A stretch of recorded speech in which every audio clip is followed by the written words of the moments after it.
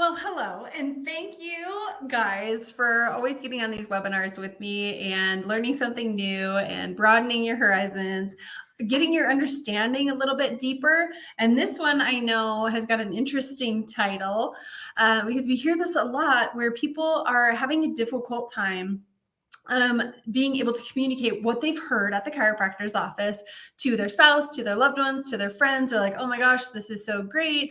They're like, what does it do? What do they say? And you're like, I don't really know, but it's so cool. I wish you could talk to them, and try to figure out that communication piece. Or in other situations, it becomes a little bit more of some resistance, maybe with the dad and mom combination of like they're bringing their kids into the chiropractor, but why?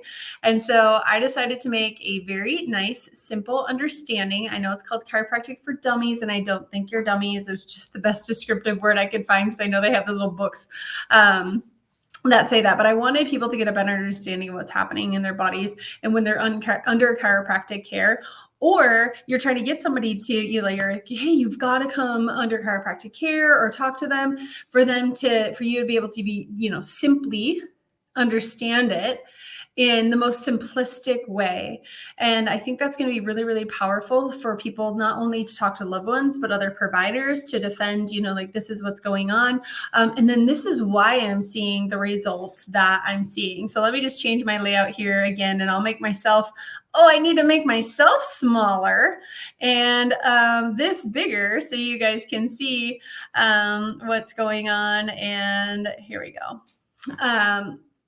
Okay, so of course, there we are. I guess I'm going to have to be even Steven with this one. It'll be totally fine. Hopefully you guys can start to see some of the slides, but just being able to talk to your loved ones is going to be the most important things. Simple to understand and easy to use. It really is. I know that things can get really complicated with scans, and I'm going to go over those just a little bit later in the webinar, but I'm not going to keep you guys here very long because just to understand the meat and potatoes are going to be first, and then those of you who love the details can stay on to get another just layer of that next. So the biggest thing that happens when you're getting a chiropractic adjustment is that it calms the brain. That is the best description that we can give. They had hooked people up to electrodes. They want to know what's going on neurologically in the body when you're receiving a chiropractic adjustment.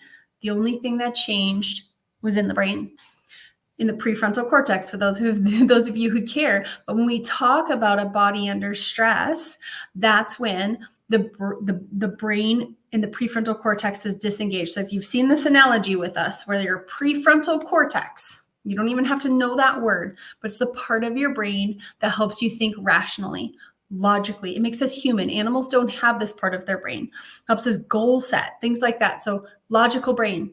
When you're under stress, it's disengaging, slowly disengaging. You've all seen people that are like fully disengaged.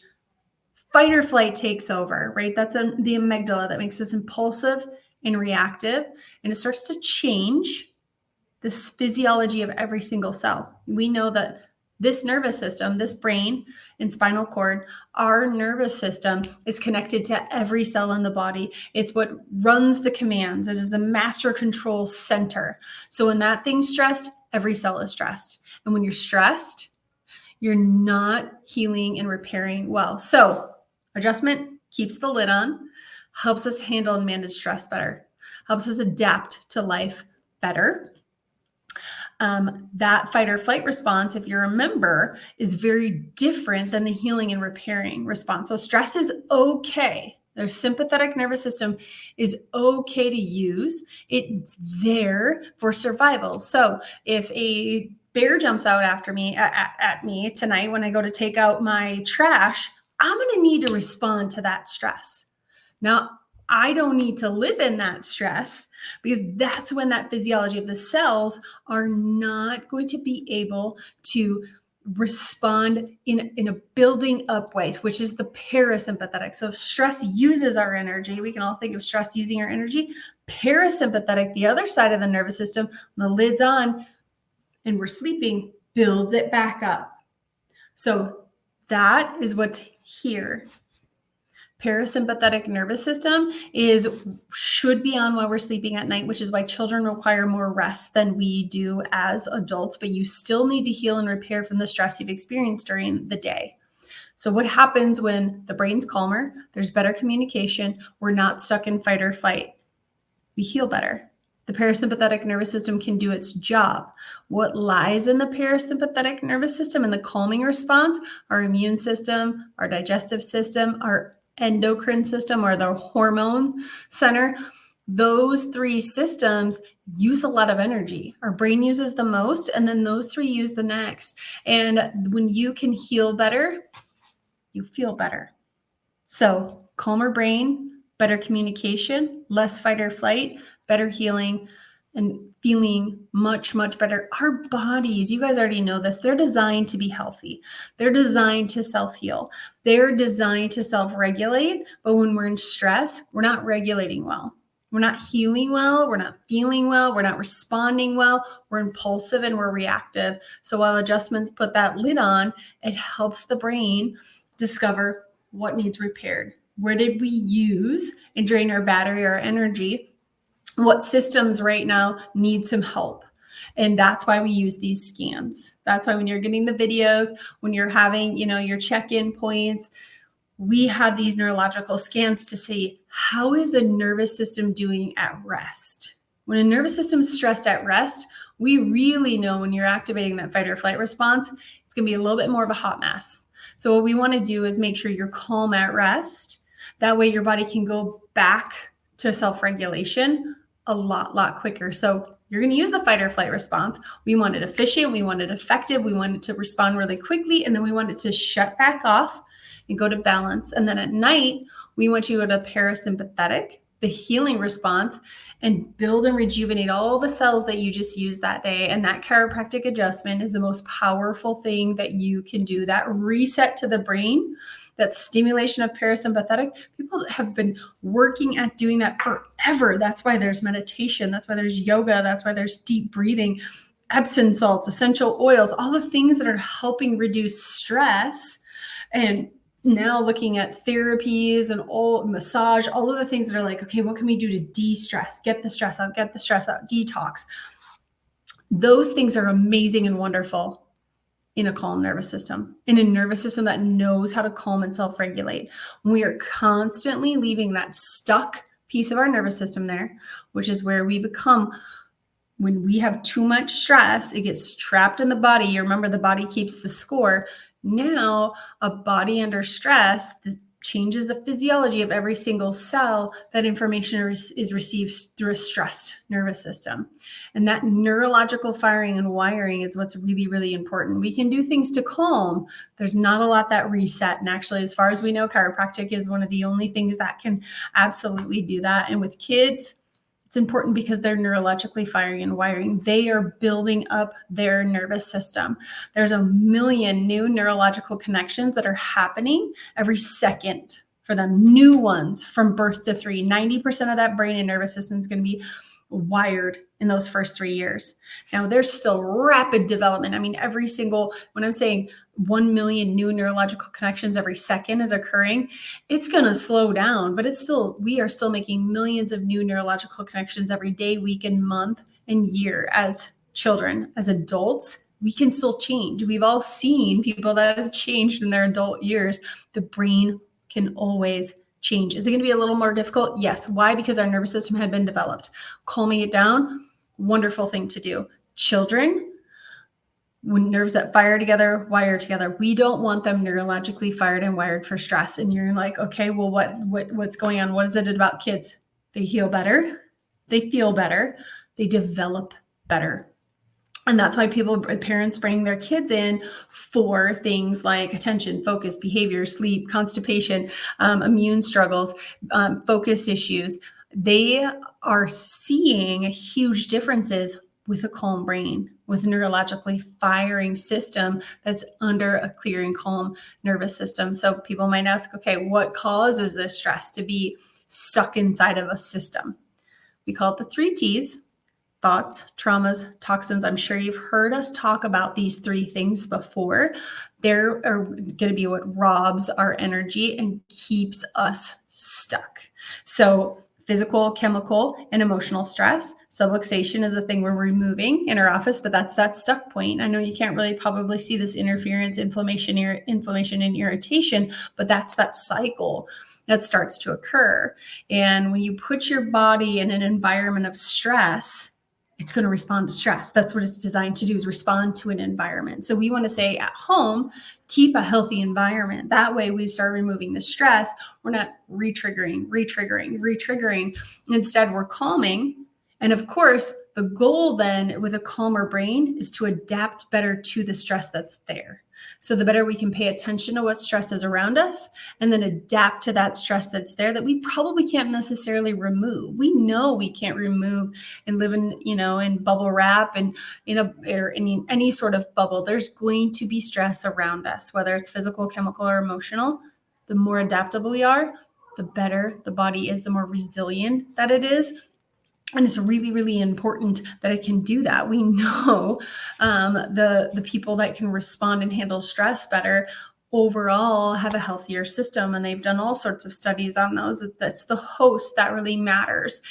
We know that the top 3 diseases in the world right now that we've been plagued with, from heart disease, stroke, cancer, are all lifestyle issues. 70% to 90% of cancers are lifestyle issues. And I know this is not what we're talking about today, but it's a really big deal if we can't respond to stress appropriately and we don't start really, really early. So this next little section is for people who love the details. So what's changing neurologically when we are stuck, when we are subluxated, when stress is inside the system and it's not removed? What's the neurological response? And there's more D's than these 4 neurological ones. All the words start with D, which is why we call it the 4 Ds of neurology, the changes that we see. And those of you who love to understand this are going to love this next little piece of this. And I'm going to keep it brief as well. That way your understanding of this can you can stay remembering, okay, it calms the brain, helps me heal better, helps me feel better. Body is working more efficient and more effective. It's not under stress. The first thing that happens when our body's under stress, we can all think about it, but things get tense, they get tight. And there's something called dyskinesia. The body's not moving well. Kinesia means movement. Dys means it's malfunctioning. When there is a misalignment and there's a fixation inside of the system, it's not going to move well. And that's going to be really, really stressful for the brain. So if you remember, the brain and the spinal cord, it's got 3 layers to it. They've got your muscles on the outermost layer, our joints, and then the deepest layers are physiology. So when we're tense and we're tight, our muscles are tight and our joints start to get restricted. Well, it's affecting the deepest, which is the neurology. These 2 are designed to protect the neurology, the most delicate fibers of our entire body, and that spinal cord. The spine is there for protection. And when we're tight and we're stressed, these aren't going to be moving well. When we might even go through an actual injury, which is many of the children that we see have received some sort of stress, interference, nerve injury at birth to that spinal cord and that connection to the brain and the body. When we tug a baby out of the spinal cord or out of the birth canal, that's going to have an effect on a system that's never felt gravity. We can all think about when we've fallen, even just, maybe you've injured your shoulder before. It's misaligned, it's fixated, rolled an ankle. It's inflamed, you don't feel very good, it's irritable, and it's not moving well. And that's going to send a stress response to the brain. Now, movement in the spine is very, very delicate. It's very important. You've got all these hundreds of muscles that are there to help the vertebra bend and move in appropriate fashion. When it's locked up, it's not bending and moving appropriately, and it's not giving the feedback to the brain. Inside those little muscles are stretch receptors, or little muscle spindles. Every time we bend and move, when it's moving appropriately, when we're not locked up and fixated and subluxated, it's feeding and fueling the brain. It's letting the brain know, I'm okay, I'm right here. We can't see the spine to know Am I okay? Where's the movement? If you remember when we were little tiny babies and our kids were babies, we were looking at how does their body move. Motor milestones are very indicative of how healthy the brain is. It's the same when we're adults.